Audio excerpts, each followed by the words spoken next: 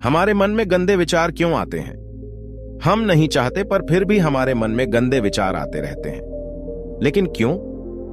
मन ही हमारा सबसे बड़ा दोस्त और मन ही हमारा सबसे बड़ा शत्रु है। जब हम अपने मन के हिसाब से चलते हैं तो मन हमें भटका देता है, और जब हम मन को संतुलित कर लेते हैं तो हम अपनी जिंदगी में सब कुछ पा लेते हैं। हम अपने मन में आने वाले गंदे विचारों को रोकने की कोशिश करते हैं, पर जितना हम रोकते हैं उतने ये विचार हमारे अंदर प्रवेश करते जाते हैं। आप जिस चीज से जितना दूर भागोगे उतनी ही वह चीज आपके पास आएगी। इसीलिए उस चीज से भागो मत, बल्कि उस पर संतुलन कायम रखो। एक बार एक युवक गौतम बुद्ध के पास आया और गौतम बुद्ध से बोला, हे बुद्ध, मेरे मन में इतने गंदे विचार क्यों आते हैं? मैं नहीं चाहता कि मेरे मन में गंदे विचार आएं, पर मेरे मन में हमेशा काम वासना के विचार चलते रहते हैं और मैं इनके बारे में सोच सोच कर बहुत परेशान हूं। मेरी ऊर्जा और समय ये सब सोचने में ही नष्ट हो जाते हैं, और ये सब विचारों की वजह से मैं कभी कभी शांत नहीं रह पाता और मैं हमेशा ही स्त्रियों को देखकर मोहित हो जाता हूं, अपने आप को रोक ही नहीं पाता। बुद्ध मुस्कुराए और उन्होंने उस युवक से पूछा, क्या तुम्हें पता है कि यह काम वासना होती क्या है? फिर लड़के ने उत्तर दिया और कहा, बुद्ध, मुझे तो नहीं पता कि काम वासना होती क्या है, परंतु हां, ये जो भी है बहुत बुरी चीज है। फिर बुद्ध ने उस युवक से कहा, सबसे पहले तो तुम्हें यह समझना है कि प्राकृतिक रूप से जो भी चीज हमारे अंदर है वह बुरी नहीं है। हमारे जीवन में उसकी कुछ न कुछ जरूरत होती है। वासना कोई बुरी बात नहीं है, यह हमारे मन की एक भावना है जो हमें किसी न किसी चीज की कमी का एहसास करवाती है, और फिर हम उस चीज को पाने के लिए उस चीज की ओर आकर्षित हो जाते हैं। जैसे अगर तुम्हारे पास धन की कमी है तो तुम में धन पाने की वासना उत्पन्न हो जाएगी।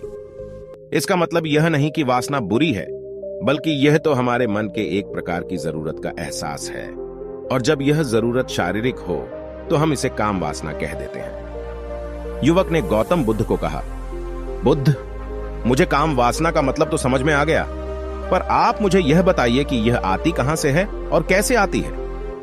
गौतम बुद्ध ने कहा, काम वासना कहीं से आती नहीं है, यह तो हमारे अंदर ही होती है, और इसका होना तो जरूरी भी है, तभी तो मानव जाति का विस्तार होगा। युवक ने कहा, जब यह हमारे अंदर ही है और जरूरी भी है तो फिर लोग इसे गलत क्यों बताते हैं? बुद्ध ने कहा, यही समस्या है। लोगों ने काम वासना को गलत तरीके से सोच लिया है, इसे छिपाने की और दबाने की कोशिश करते हैं। काम वासना गलत नहीं है, बल्कि काम वासना का गलत तरीके से प्रयोग करना गलत बात है। लोग जिसे पसंद करते हैं उसी के लिए जीने लग जाते हैं और उसके बारे में हमेशा सोचते रहते हैं, पर यह सब गलत है। बुद्ध ने युवक से कहा, क्या तुम्हें पता है कि जानवरों में भी काम वासना होती है? युवक ने उत्तर दिया, हां बुद्ध, जानवरों में भी काम वासना होती है, क्योंकि जानवर भी तो आखिर अपनी पीढ़ी को आगे बढ़ाएंगे। बुद्ध ने कहा, तो फिर हम जानवरों की काम वासना को क्यों गलत नहीं कहते? युवक ने कहा, मुझे नहीं पता महात्मा, आप ही मुझे बताइए। गौतम बुद्ध ने कहा, जानवर अपनी काम वासना का प्रयोग आनंद प्राप्ति के लिए नहीं करते, वह तो सिर्फ संतान उत्पन्न करने के लिए काम वासना का उपयोग करते हैं। जानवरों को प्रकृति ने इतनी समझ नहीं दी कि वह काम वासना को अपने सुख का आधार बना सके, जबकि मनुष्य अपनी समझ के बलबूते पर प्रकृति में पाई जाने वाली प्रत्येक वस्तु को अपने सुख के लिए अपने प्रयोग करता है। हम इंसानों ने ही काम वासना को अपने सुख का साधन बना लिया है, जबकि प्रकृति ने तो हमें अपने वंश को आगे बढ़ाने के लिए दिया था, लेकिन इंसानों ने इसे अपने जीवन का परम लक्ष्य बना रखा है, और इस तरह से काम वासना का बेलगाम हो जाना गलत है। युवक ने बुद्ध से पूछा, महात्मा जी, ये काम वासना हम पर हावी क्यों होती है? क्यों यह बेलगाम हो जाती है? तब गौतम बुद्ध ने कहा, सुनो, अब जो मैं तुम्हें बताऊंगा उसे तुम ध्यानपूर्वक सुनना। काम वासना का सारा खेल तुम्हें समझ आ जाएगा, तुम्हें तुम्हारे सारे सवालों का जवाब मिल जाएगा, बस तुम्हें ध्यान से सुनकर समझना है। फिर गौतम बुद्ध युवक को बताना शुरू करते हैं। एक बार की बात है, एक आश्रम में गुरु और उनके शिष्य रहते थे। शिष्य रोजाना आश्रम के बाहर स्थित गांव में दीक्षा लेने के लिए जाते थे। शिष्य जो गांव में भिक्षा लेने जाता था, उस रास्ते में एक नदी पड़ती थी जिससे वह रोज भिक्षा लेने जाता था। एक दिन उसने देखा कि एक लड़का पेड़ के पीछे छिपा है। उसने लड़के के पास जाकर पूछा, भाई, तुम इस पेड़ के पीछे छिपकर क्या देख रहे हो? लड़के ने कहा, अरे तुझे नहीं दिख रहा क्या कि मैं क्या देख रहा हूं? तब शिष्य ने नदी की तरफ देखा तो वहां पर कुछ लड़कियां पानी भर रही थी। लड़कियां 15 साल की होंगी। तब शिष्य ने लड़के से कहा, अरे भाई, वहां पर तो लड़कियां पानी भर रही हैं, इसमें छिपकर देखने वाली क्या बात है? तब वो लड़का शिष्य की तरफ देखकर उससे कहता है, अरे पागल, तुम्हें दिखाई नहीं दे रहा क्या कि मैं क्या कर रहा हूं? वह परियां कैसे नदी से पानी निकाल रही है। जरा उनकी अदाओं को देखो, उनके कोमल शरीर को देखो, उनकी पतली कमर मटके को उठाते समय कैसे बल खाती है, और उनके बाल उनकी कमर पर कैसे लहरा रहे हैं, मानो सुंदरता बिखरी पड़ी हो। शिष्य फिर नदी की तरफ देखता है और इस बार वह देखता ही चला गया। अभी तक तो उसे कुछ भी नजर नहीं आ रहा था और वह बिल्कुल निर्भय था। उसे किसी बात का कोई डर नहीं था, लेकिन अब वह छुपने लगा और उन लड़कियों को देखने लगा जैसे उसने कोई अपराध कर दिया हो। और जब वो छुपकर उन लड़कियों को देख रहा था, तभी वो अंदर से कांप गया और उसने कहा कि यह मैं क्या कर रहा हूं? मैं जो भी कर रहा हूं वह सही नहीं है, मुझे यहां से चले जाना चाहिए। और फिर वह जल्दी से वह से चला जाता है। फिर वह आश्रम पहुंच जाता है। आश्रम जाकर वह अपने कार्यों में लग गया, लेकिन जो अभी वह देख कर आया था वही उसकी आंखों के सामने बार बार आ रहा था। उसके मन में वही दृश्य चल रहा था। उसका मन वही सब कुछ देखने के लिए ललचा रहा था। उसका किसी भी काम में मन नहीं लग रहा था। सुबह होते ही वह रोज भिक्षा के लिए आश्रम से जल्दी निकल जाता और नदी के पास वाले पेड़ के पास जाता, जहां वह लड़का पहले से मौजूद रहता था। उसके साथ मिलकर लड़कियों को छुपकर देखता था। अब वह रोज ऐसा करने लग गया। उसका मन अब किसी भी काम में नहीं लगता था। वह हमेशा किसी न किसी प्रकार के विचारों में उलझा रहता था। वह आश्रम के कार्यों को भी ठीक ढंग से नहीं कर पा रहा था। न वह ठीक से सो पाता था और न ठीक से खाना खा पाता था। उसका मन बेचैन सा रहता था। उसका मन बार बार उन लड़कियों के सौंदर्य को देखने के लिए ललचाता था। जब गुरु भिक्षा देते तब भी उसका मन कहीं और विचारों में खोया रहता था। गुरु ने अपने शिष्य की इन हरकतों को देखा। तब एक दिन गुरु ने शिष्य को अपने पास बुलाया और कहा, आज से मैं भी तुम्हारे साथ भिक्षा मांगने चलूंगा। तुम और मैं साथ साथ भिक्षा मांगने चलेंगे। तभी शिष्य ने गुरु को मना करते हुए बोला, नहीं गुरुदेव, आप परेशान क्यों हो रहे हो? मैं अकेले ही ठीक से भिक्षा मांग सकता हूं। गुरु ने शिष्य से कहा, ठीक है, तुम अकेले ही भिक्षा मांगने जाओ। इसके बाद शिष्य भिक्षा मांगने निकल गया। शिष्य के जाने के बाद गुरु भी आश्रम से निकल गए और शिष्य का पीछा करने लगे कि वह कहां जाता है, किससे मिलता है। यह सब देखने के लिए उसके पीछे पीछे चलने लगे। थोड़ी दूर जाने के बाद गुरु ने देखा कि उनका शिष्य एक लड़के के साथ एक पेड़ के पीछे अपराधी की तरह छिपा हुआ है और छिपकर कुछ देख रहा है। गुरु भी अपने शिष्य के पीछे जाकर खड़े हो गए, यह देखने के लिए कि आखिर उनका शिष्य क्या देख रहा है, जिसके लिए वह पेड़ के पीछे अपराधियों की तरह छिपा पड़ा है। गुरु ने देखा कि उनका शिष्य पेड़ के पीछे छिपकर लड़कियों को देख रहा है जो नदी से पानी भर रही है। तभी गुरु ने शिष्य से कहा, क्या तुम लड़कियों से भी भिक्षा लोगे? गुरु की आवाज सुनकर शिष्य का मन घबराया और उसके पसीने छूटने लगे। वह थर-थर कांप रहा था, जैसे किसी चोर को पकड़ते समय रंगे हाथों पकड़ लिया हो। उसकी हालत खराब हो गई। वह कुछ भी नहीं बोल पा रहा था। वह लड़का जो शिष्य के साथ था वहां से भाग गया, जिससे शिष्य और भी घबरा गया था। उसके मुंह से कुछ टूटे फूटे शब्द ही निकल रहे थे। वह अपने गुरु से भी नजर मिलाने का साहस नहीं कर पा रहा था। गुरु ने शिष्य की ओर देखा और कहा, मेरा शिष्य तो निर्भय है, उसे तो किसी भी चीज का डर नहीं है, लेकिन ये क्या, तुम तो डर के मारे कांप रहे हो। शिष्य ने गुरु से कहा, मुझे माफ कर दो, इसमें मेरा कोई दोष नहीं है। उस लड़के ने मुझे बहका दिया था, लेकिन मैं आपसे वादा करता हूं कि आज के बाद मैं कभी दोबारा ऐसा नहीं करूंगा। मुझे माफ कर दो। गुरुदेव ने कहा कि कोई बात नहीं, पर इस बात का तुम ध्यान रखो कि हम जैसी संगति करते हैं वैसा ही फल हमें प्राप्त होता है। हम जैसे संगति करते हैं उनके विचार हमारे अंदर प्रवेश करते हैं। इसीलिए अच्छी संगति करो ताकि तुम्हारे अंदर अच्छे विचार प्रवेश करें। फिर गुरु और शिष्य आश्रम लौट आए और फिर से आश्रम के कार्यों पर ध्यान देने लगे। उसने उस रास्ते को छोड़ दिया और दूसरे रास्ते से जाने लगा।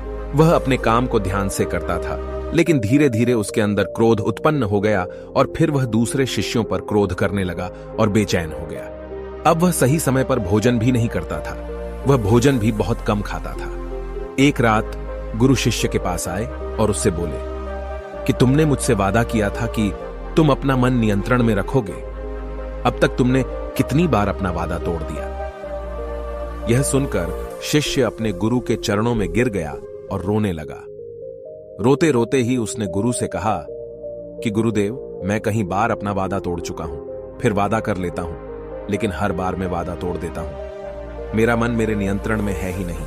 मैं बहुत कोशिश करता हूं कि मैं अपने मन से सारे बुरे विचारों को निकाल दूं, लेकिन मैं चाहकर भी ऐसा नहीं कर पा रहा हूं। फिर गुरु ने शिष्य को कहा, चलो मेरे साथ। गुरु शिष्य को आश्रम के बगीचे में लेकर गए और शिष्य से कहा, देखो यहां पर कुछ नालियां बनी हुई है जिससे नदी का पानी इन पौधों तक आ रहा है, और यह पानी निरंतर भाव से बह रहा है। क्या तुम इस पानी के बहाव को रोक सकते हो? शिष्य ने कहा, हां गुरुदेव, मैं इस बहाव को रोक सकता हूं। फिर शिष्य ने मिट्टी उठाकर उस नाली के छोर पर डाल दी। वह पानी थोड़ी देर के लिए रुक गया और फिर थोड़ी देर बाद उस रेत के ऊपर से पानी आया। गुरु ने शिष्य से कहा, अरे ये क्या, ये पानी तो रुका ही नहीं। फिर से उसने कुछ कंकर पत्थर उठाकर उसे नाली में डाल दी और फिर थोड़ी देर के लिए पानी रुक गया, लेकिन फिर थोड़ी देर बाद ही उन कंकर पत्थरों के ऊपर से पानी निकल आया। गुरु ने कहा, शिष्य यह क्या हुआ? पानी तो फिर से आ गया। तुम तो बोल रहे थे कि तुम इसे रोक दोगे। क्या हम किसी चीज को पूरी तरह से रोक सकते हैं? तब शिष्य ने कहा, कोई बात नहीं गुरुदेव, मैं इस पानी को तो रोक कर आपको दिखाऊंगा। फिर उसने एक बड़ा सा पत्थर लेकर आया और उसे नाली पर डाल दिया। पानी रुक गया। तब शिष्य ने गुरु से कहा, देखा गुरुदेव, मैंने कहा था ना कि पानी को मैं रोक दूंगा। मैंने पानी को रोक दिखाया। आपकी बात मैंने पूरी कर दी। गुरु मुस्कुराए और बोले, अच्छा जरा ध्यान से देखो, पानी रुक गया है क्या? वो तो पीछे की नाली तोड़कर बाहर आ गया और अगल बगल से बह रहा है। और ध्यान से देखो, इस पत्थर के आगे भी आ गया और यह पानी अपना रास्ता बदलकर फिर से आगे की तरफ बह जाएगा। फिर थोड़ी देर बाद ऐसा ही हुआ। फिर गुरु ने शिष्य को समझाया, तुम्हारे साथ भी तो ऐसा ही चल रहा है।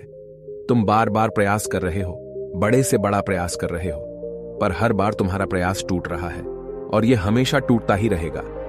यह पत्थर तुम्हारा प्रयास है और यह पानी तुम्हारे विचार। तुम कितना भी बड़ा पत्थर रख लो, लेकिन पानी तो अपना रास्ता बना ही लेगा। यह देखकर शिष्य ने पूछा, हे गुरुदेव, क्या कोई तरीका नहीं है जिससे मैं गंदे विचारों से बाहर निकल सकूं? गुरु ने कहा, एक तरीका है। यह पानी जिस नदी से आ रहा है, तुम वहां से इस पानी का रास्ता ही बदल सकते हो। गुरु शिष्य को एक नदी के पास ले गए जहां से उस बगीचे में पानी आ रहा था। गुरु ने शिष्य से कहा, वो पानी इसी नदी से जा रहा है। अगर हम यहीं से उसका रास्ता बंद कर दें जहां से पानी बगीचे में जा रहा है, तो क्या हम पानी को रोक नहीं सकते? शिष्य ने कहा, हाँ गुरुदेव, अवश्य ऐसा हो सकता है। मैं इस पानी को यहीं से बंद कर देता हूं। तब आगे की नाली में पानी जाएगा ही नहीं और फिर बगीचे में पानी ही नहीं जाएगा। फिर गुरु ने कहा, शिष्य अगर पानी बगीचे में नहीं जाएगा तो पेड़ पौधों को पानी कहां से मिलेगा? उन पेड़ पौधों को तो पानी की आवश्यकता है। फिर शिष्य ने विचार किया और कहा, मेरे मन में तो यह बात आई ही नहीं, इस पानी का बगीचे में जाना जरूरी भी है। गुरु ने कहा, और उन पेड़ पौधों में कुछ ऐसे हैं जिनको रोज पानी की आवश्यकता है, वो तो मुरझाकर मर ही जाएंगे। पानी तो हमें खोलना ही होगा। शिष्य ने गुरु की बात सुनकर पानी का रास्ता खोल दिया। तब गुरु ने पूछा, अगर हम इस नदी के पूरे पानी को बगीचे की तरफ मोड़ दें तो क्या होगा? शिष्य ने उत्तर दिया, गुरुदेव, वहां पर जितने भी पेड़ पौधे हैं वो सब गलकर नष्ट हो जाएंगे और वहां पर कुछ नहीं बचेगा। गुरु मुस्कुराए और बोले, तुम इस बात को समझो, हमें किसी भी चीज को रोकना नहीं है, बस हमेशा संतुलन बनाए रखना है। कम पानी से भी पौधे नष्ट होते हैं और ज्यादा पानी से भी पौधे नष्ट होते हैं। हमारा जीवन संतुलन से ही चलता है। गुरु ने शिष्य से कहा, अगर मैं तुम्हें कुछ कहूं कि तुम आम के बारे में मत सोचो, तो तुम्हारे मन में सबसे पहले किसका चित्र आएगा? शिष्य ने बोला, गुरुदेव, मेरे मन में तो पहला चित्र आम का ही आएगा। गुरु ने कहा, जब हम गंदे विचारों को जबरदस्ती रोकने का प्रयास करते हैं तो वे और भी मजबूती से हमारे अंदर प्रवेश करते हैं। इसीलिए हमें उन्हें कभी भी दबाने की कोशिश नहीं करनी चाहिए। फिर गुरु ने शिष्य को कहा, हमारे गंदे विचार बुरे लोगों की संगति करने की वजह से भी आते हैं। कभी कभी कामुकता हमारे अंदर होती नहीं है, लेकिन कुछ अश्लील लोगों के साथ रहने की वजह से ये हमारे अंदर हावी हो जाती है। फिर शिष्य ने कहा, गुरुदेव, आप सही कह रहे हैं, मैं अपने मार्ग से भटक गया था। फिर वह शिष्य उस रात बहुत ही चैन की नींद सोया। सुबह अपने कार्यों को पूरे मन से किया और फिर सुबह वह भिक्षा लेने के लिए उसी रास्ते से गया जहां वह लड़का आज भी पेड़ के पीछे छुपकर उन लड़कियों को देख रहा था। वह शिष्य उसे नदी पर गया जहां वह लड़कियां पानी भर रही थीं। उसने उन लड़कियों से पानी मांगा और उन लड़कियों में से एक लड़की ने उसे पानी पिलाया और उसे शिष्य के चरण छुए। शिष्य ने उसे आशीर्वाद दिया कि तुम्हारा कल्याण हो, जिससे कि मानसिकता सकारात्मक ऊर्जा से भर जाए। उसके चेहरे पर मुस्कान आ गई थी, जैसे कि उसे कुछ खोया हुआ वापस मिल गया हो। वह वापस अपने रास्ते से जाने लगा। तभी पीछे से वह लड़का आ गया जो पेड़ के पीछे छुपा हुआ था। वह शिष्य के पास आया और बोला, क्या बात है, आज तो तुमने नजदीक से दर्शन कर लिए, तुम तो मुझसे भी आगे निकले। तब शिष्य ने कहा, हम हमेशा दूसरों के दर्शन करने में ही व्यस्त रहते हैं, अपने दर्शन कर ही नहीं पाते। तुम कब तक इस पेड़ के पीछे छुपाते रहोगे? किसी को पसंद कर लो, उसे बोल दो। अगर वो भी तुम्हें पसंद करती है तो शादी कर लो और उससे पहले तुम कुछ बन जाओ। अपने आप को पहचान लो, ऐसे अपना समय बर्बाद मत करो। फिर वह लड़का रोज उस शिष्य से मिलने लगा और उसने लड़के को नदी पर न जाने के लिए प्रेरित किया। और फिर वह लड़का अपने जीवन में कुछ बनने के लिए संघर्ष करने लगा।